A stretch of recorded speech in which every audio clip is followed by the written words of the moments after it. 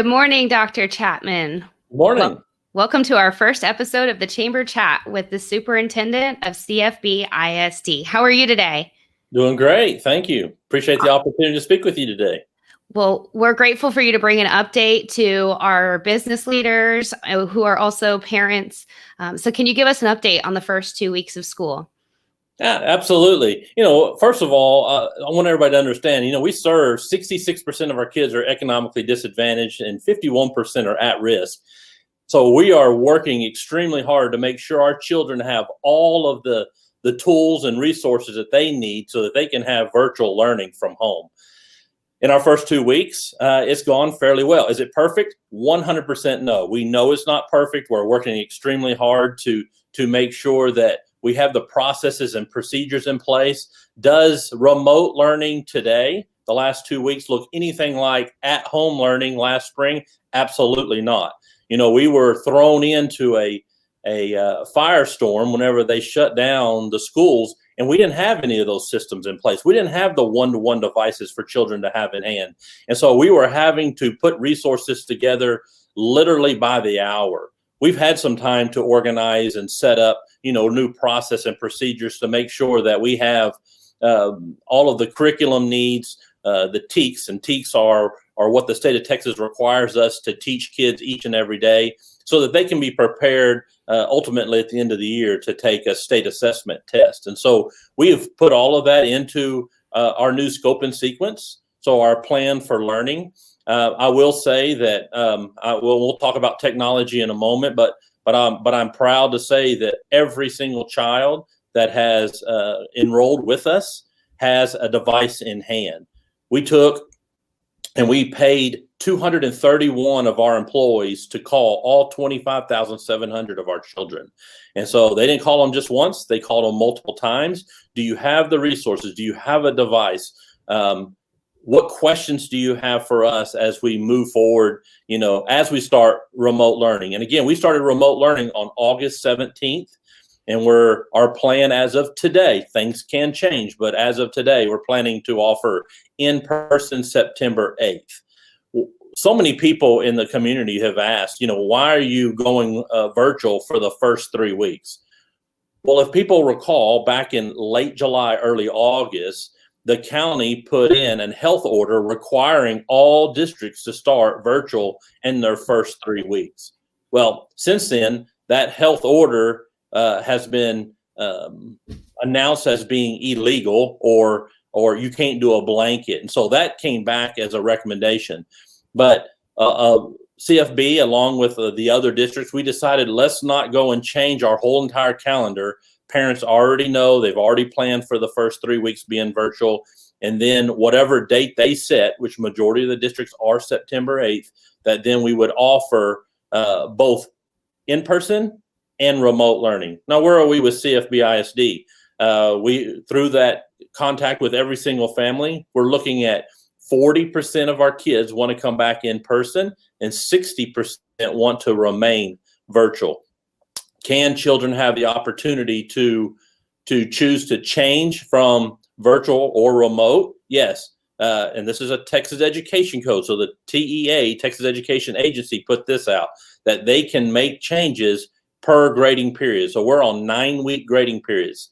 So when we move into late October, November, parents can then decide to change from one platform to the other platform, but not any time in between. Again, that's not a CFB rule. That's a state of Texas rule as we move forward. But do we have hiccups? Absolutely. Have we launched a number of employees to help well above their number of 40 hours a week? We have. We've got some employees that put in over 50 hours of overtime just last week, assisting our families. Because the one thing that we want to do is we want to provide the best instruction and the best resources we can for these unprecedented times. And the only way we can do that is through solid, good customer service. That's awesome. Thank you for the thorough update. A question for you. Do students receive meals during remote learning? Is it similar to the summer meal program?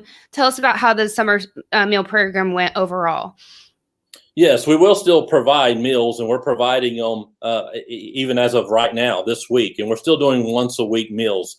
On average, we're serving 105,000 meals per week, and so, or excuse me, per month. We gave out 706,000 meals from March to July.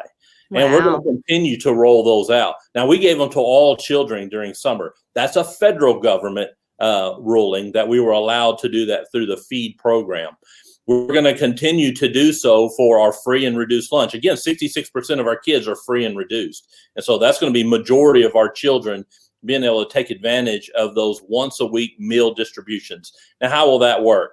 Right now, we're in conversations of offering meal distributions during the day like we did in the summer. Well, now we have conflict because we have families with children at home. So they're going to leave their children to sit in line for 45 minutes to get, a week's worth of meals. So we're looking at restructuring that so where they can come in the evenings and or Saturdays. Well, that gets into overtime. And so we're trying to figure out how we can roll that piece out. But we will continue to provide meals for all of our children for the 2021 school year. But we also put in, and we've partnership with Be a Champion. Be a Champion is a great program that we used last year where we're providing dinners for our children. So children that stay in school after the bell. So if it's, an after the bell program where they stay till 6, or if it's some other special clubs, we were providing them a dinner before they went home for the day. So we went from 7 campuses to 21 campuses this year. So not only are we now going to be providing a free breakfast, lunch, depending on if you're free and reduced or you're paying, still get a lunch, and then a free dinner for 21 campuses. So again, going above and beyond. But we thought too, with these times, that we also want to provide fruits and vegetables. As most people, when you go to the grocery store, those are the most expensive items to buy. Those organic or those fresh items are very expensive. So we've now partnership with what's called Bright Bites. Bright Bites provides 25 pounds of fresh fruits and vegetables every single week. And so we're going to pilot that with 3 campuses this year. And so the parents can come up on a, whatever day, probably going to be a Friday afternoon, and we're going to have 2 grocery sacks of, again, totaling of 25 pounds. And they're going to take those free fruits and vegetables home that will supply them for the week. And we're going to do that every Friday for the length of those programs. So going above and beyond, trying to, find ways to make sure that our little children are getting the meals that they need each and every day. And I'll tell you, our school district, with the support of the Board of Trustees, has gone above and beyond. Even to say that, some districts saying, well, we're in these limitations on what we can provide. I will say CFB has spent not only what the federal government gets us, but we've also gone in our own pockets of over $1 million just to make sure that children have the essentials that they need. Wow, that's amazing. And I'm a huge advocate for, nutrition definitely needs to be the full scope of fruit and vegetables, and not just sustenance to fill their bellies, but what's going to help them and help their little brains develop and learn and be able to absorb the information. So that's incredible. That's exciting that you guys are finding ways to provide all 3 meals for those that are in the underserved population. So when students return to school, what safety precautions will be in place? We have many safety precautions. We've actually spent, the last 2.5 months walking through, processes and procedures for social distancing. We have signage in every single campus. We have face shields. We have so I'm going to say PPEs. So that's face shields for our employees. We have gloves for all of our employees. We have disposable mask and reusable mask for every single employee and every single child. We have tens of thousands of gallons of hand sanitizer. We have hand sanitizing stations throughout our hallways. We have them in our classrooms. We have disinfecting bottles in our classrooms. We have wash tubs in our classrooms. So, and you ask, well, why? Why are we doing that? Well, let's say that a child, and I'm going to use sneezes on some Legos. Well, then the teacher can grab the spray bottle and disinfect those right then and there instead of us trying to call a custodian to come in. And so we're training all of our staff on the products that we have in place. We purchased a year and a half ago, some electrostatic sprayers. And so we've got all of those sprayers. We've got backpack sprayers. We've got hand sprayers that now we're going through and we're spraying all of our facilities. We also hired, a company to come in and spray our facilities to disinfect those. And it's been on the news that, are y'all really relying on them to spray and then y'all are golden? No, we're not. That's just one extra step. They came in and they neutralized or killed all of the viruses, any molds, any bacteria in our building. But we're still doing our thorough daily cleaning, even, again, going to the point of not relying just on a custodian, but we're also equipping our staff, our teachers, to have that ability to spray something down if they need it. We've got signs for washing your hands. We've got signs for, how many times you should use hand sanitizer. All of those products are in place. Every child, again, will have a shield that they can put up in front of them so that they can have a barrier around them. They can carry those barriers even to the cafeteria. Even though we're going to divide up our children on a long table to where before you may have 10, now we're only going to have 3 children. And then they can still put that barrier around them as well. Our cafeteria staff has new processes and procedures in place on how they're going to hand out the meals. The kids aren't going to go through the line like they used to. So we've walked through every component. We are meeting all of CDC guidelines, all of the Texas education guidelines, and we even put in some stricter guidelines in CFB that we felt that was most important to make sure as our children and staff come back that we have the best processes, procedures in place. We've got all the documents on our website. We've decided to put in flow charts to where, you got a 9-page document. Somebody goes, I'll read that tomorrow. Well, we don't want you to read it tomorrow. We want you to understand those processes. So we put things on a 1-page document so you can see a flow chart and understand what we're doing and how we're doing all of those things. And everything is in English and in Spanish. And so we understand that, 56% of our population is Spanish speaking. And so, we're there. We want to make sure that we're meeting their needs. They understand what the expectations are as we move forward with children coming back in our buildings. That's impressive. And again, sounds very thorough, like you've had to restructure the entire way that the school day looks. But thank you for all that you're doing in order to ensure the safety of our children, our families, and communities. And then for those who will continue virtual at home, what kind of support for the technology is needed and available for the remote learning? Yeah, so that's been a challenge, and then the reason being that it's a challenge. First of all, the challenge not for CFB, and I'm gonna say for the state of Texas, is that many districts were not one-to-one devices for their children, and I'm talking about like over 830 districts across the state of Texas were not one-to-one. Good for CFB that over the last couple of years we have been now one-to-one, and so every child had a device, but some of those devices were getting old, and so back in April, May, the Board of Trustees blessed us with allowing us to purchase over 5,000 more Chromebooks and additional iPads. Well, then the state of Texas came back in and said, you know what, we'll match your funds if you decide to purchase more. So we decided to go back out and purchase all new devices. Again, some of those Chromebooks and iPads were 4 and 5 years old, which is the life expectancy of one of those units. So we took advantage of that, saving $2.5 million. We ended up purchasing 16,000 additional devices, plus the 5,000 that we had already purchased, plus the addition of 2,100 hotspots for the children that need them. And so we've now disseminated, majority of those devices. The bad thing is those additional new devices that were supposed to come in, since there's been an overload across the state, they're not coming in until February. But that's okay. We've already got our devices all in hand. These are just going to be refresher new devices for our children that we'll swap out. But the ones they have now are adequate and they're working. Now, what have we had to do since we started, remote learning on day one? There was, I'm not gonna lie, there was many issues. So we deployed our technology department to be of service to our community by setting up stations so that they could drive by and we could fix their item, their device on the spot. If we couldn't, we gave them a brand new device on the spot.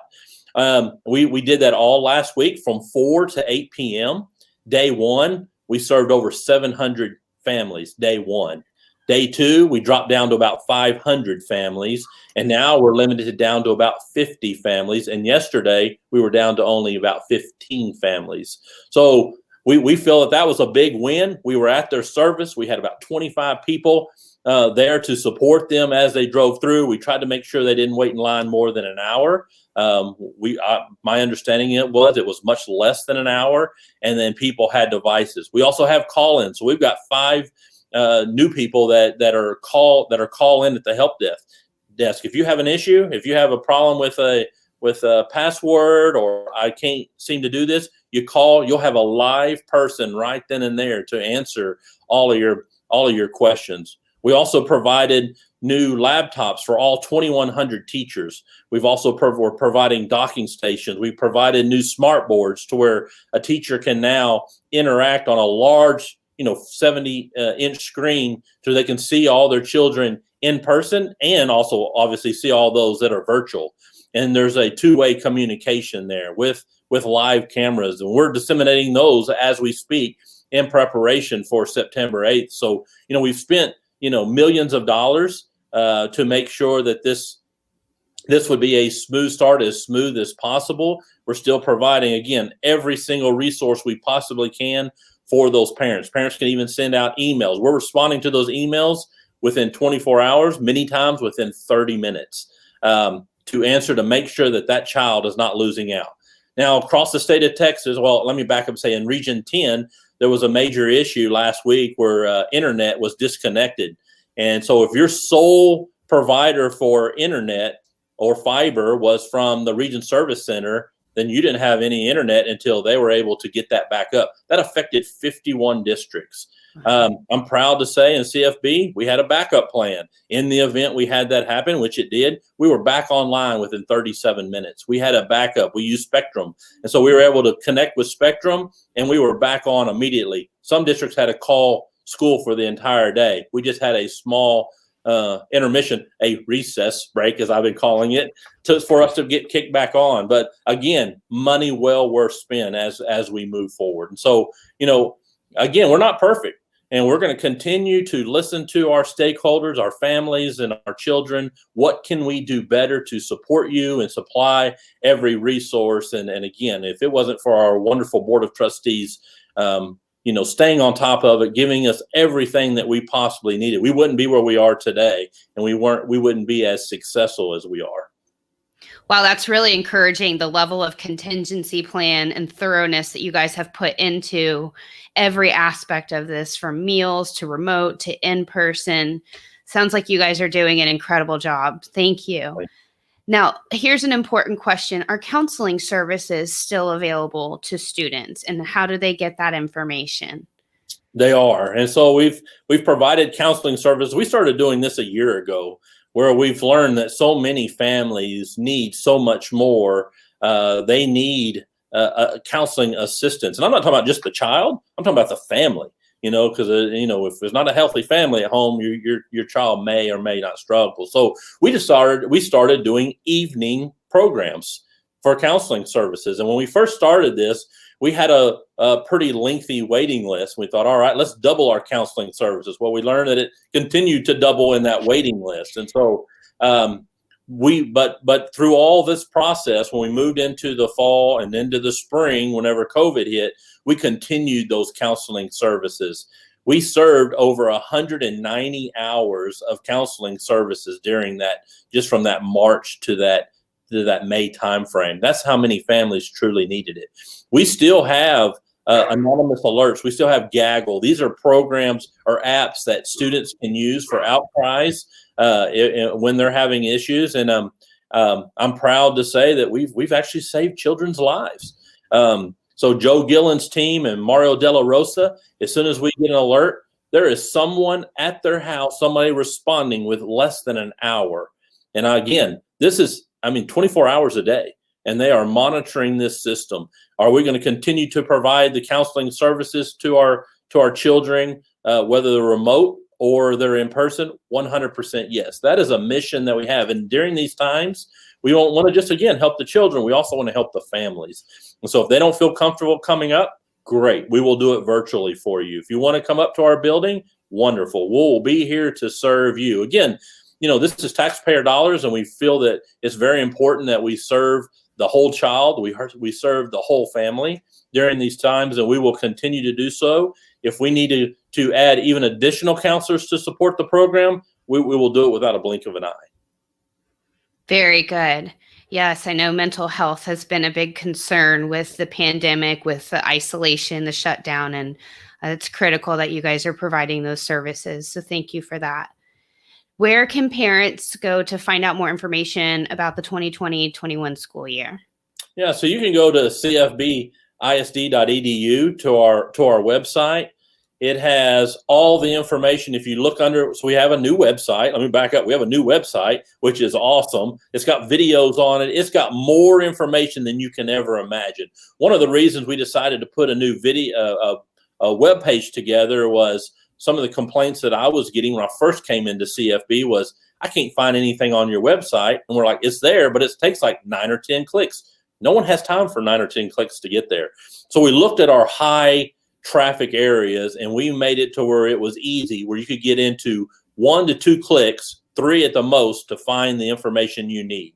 Well, if you go on our website, you can go on to the under the videos, and on the very far left side, you can see Back to School 2021, and you click on it, and there are literally thousands and thousands of pages of documents. There's over 25 videos. So if you don't want to read a 4-page document, there's going to be a video that you can follow, and in English and in Spanish. And so you can watch a simple 2 to 3 minute video from Canvas and how does my virtual learning look, to social and emotional needs, to how are we reopening, to safety and security, to how we disinfect buildings. Everything is listed there. We are also being used across the state as having a robust website that people are using. We want other people to use our flow charts. We want them to use our reentry plan. We spend a lot of time and energy on this, and if it's good for kids, use it. And so we want our parents to see these items. We've also been monitoring our new website, and it's been hit over 200 times more than our prior website just in the last 2 months. So people are using it, people are reading on it, and people are getting the information. We also have FAQs, so our frequently asked questions. Those come into our COVID 2021 address, and we're answering those questions within 24 hours, and we're posting those online. So there's somebody monitoring those every hour, and we've got our team answering them, and then we're posting them by the next morning. And then if we see a theme of concerns from parents, then we immediately, within 3 days, we put together a document followed by a video so that they can watch a video or they can read the document. And then we're building flow charts where that's very simple to understand for most individuals. That's awesome. And we just rebuilt our chamber website as well. And so totally understand that is a time intensive task. It definitely takes a great tech team, a great creative team, and people who have the wisdom and ability to look at the metrics, look at what's most valuable, and strategically place things so that they are easy to find. And it's not buried. And I also love that you guys are doing it in both English and Spanish and recognizing the demographic that you have and ensuring them that they're set up for success. One thing I do want to say, because I do have families say, are y'all not putting this in Spanish? And the answer is we are. So we have Parent Square. That's an app that it sends out to the families. So if they elect to say that I speak English, you're only going to get the English video or the English language. The documents.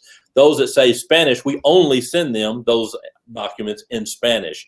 And so when people are going back and forth, the Spanish speakers aren't seeing the English speaking aren't seeing the Spanish speaking. And so we're not double sending out messages. So I want to make that clear that so many people are asking, and we're like, no, we got this. And it's based on the language that you asked for. And that saves them, I'm sure, a lot of extra clicks as well. Yeah. Awesome. So how can the business community help our schools right now? Right now, we've got so many people, so many giving people in Farmers Branch that they're just wanting to come in and lend a hand. And right now, the face-to-face, we just can't do. And so we're asking people be patient. As soon as we get, a green light from CDC, and or from the county to do so, we'll start opening those doors. But they've provided us through our Giving House. Our Giving House is a platform that we are providing coats and socks and hygiene products for our children. We're still doing that, and so if there's something that you want to provide in a monetary way, Giving House is the way to go.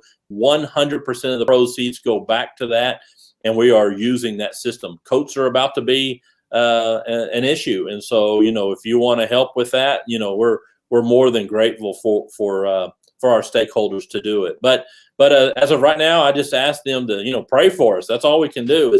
This is a tough time, and so us making the right decisions, us providing the best support for our children, and not knowing what tomorrow holds. It could all change today, and it has been changing by the hour at times. But we just ask our businesses just to again, if you want to send a monetary donation for the Giving House, that's really the only platform we have right now. MetroCrest Services knocked a home run. They gave us all of their supplies and materials that we can now disseminate. We have been disseminating to all the campuses, so our children have the supplies in hand. So we didn't have a big backpack extravaganza this year because of COVID, but we were able to use those supplies, disseminate them, and the principals are now putting those to use for our children, so they can then come up and get them for home, or they can have them in the classroom.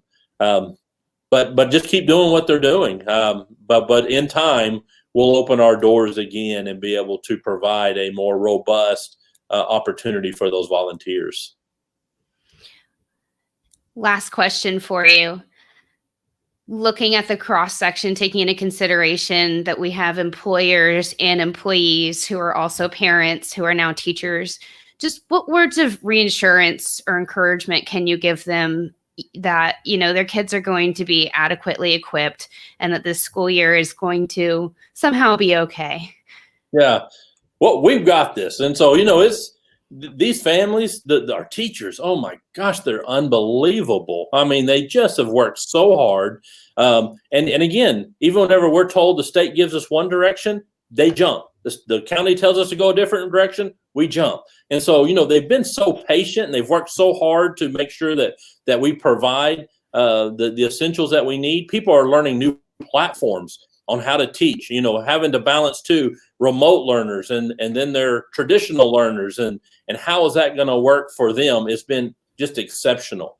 But one of the things that I want to say, because the unemployment rate is so high, I want to say that this is a great shout out to our board of trustees that they've approved multiple processes for our staffs where they haven't lost a single dime. And so, back in the spring, March through May, we paid every employee. We continued to pay every employee during those times. Even those employees, and I'm going to pick on our food service that distributed over, that 706,000 meals, that we paid them even a premium pay for coming in and risking, their health to make sure that our children had the supplies. We've also, we gave a 2% pay raise, and a lot of people go, 2%, that's not much. That's pretty high considering what our county and other area superintendents or districts have paid. It's good. We've also decided to give a one-time supplemental pay. And so there's going to be an additional pay to our employees right before Thanksgiving, Christmas holiday. So in their November check, there'll be an additional pay for those individuals. Also, those that are contracting or have to be quarantined, or they have a positive case and they have to be at home for 10 to 14 days.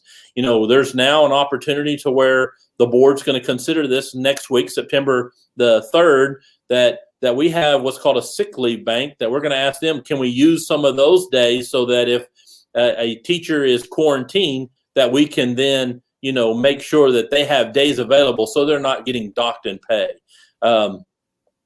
Huge. All of our non-exempt employees, many of them unfortunately don't have health insurance because the school health insurance is so high.